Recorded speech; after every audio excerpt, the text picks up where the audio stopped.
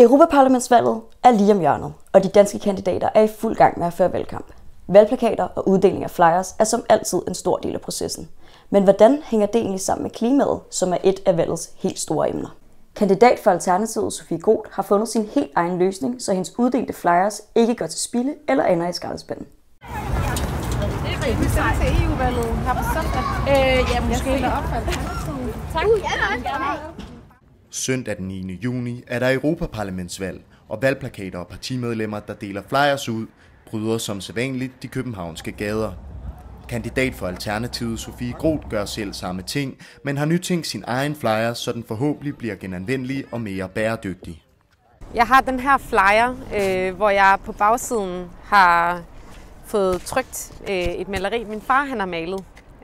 For jeg tænkte meget over, hvordan man ligesom kunne forlænge levetiden på ens flyer. Jeg håber, at man efter valget vil hænge den op derhjemme på ens køleskab eller andre steder.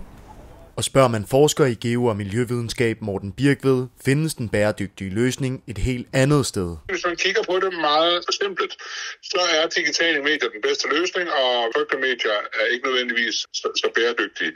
Man skal kigge på de umiddelbare effekter. Det er dels, hvor mange går til valg, og hvor mange påvirker så klimaet igennem deres valg via den information, de får på de her plakater.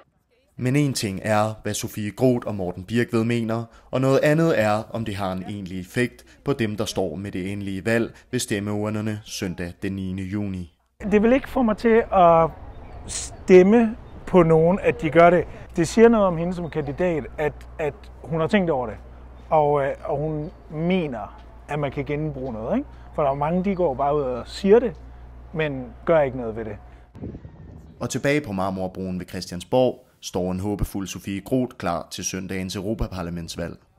Altså, jeg tror da, at folk de synes, at det er et fedt initiativ, og at det er på linje med Alternativets politik om at genanvende og genbruge.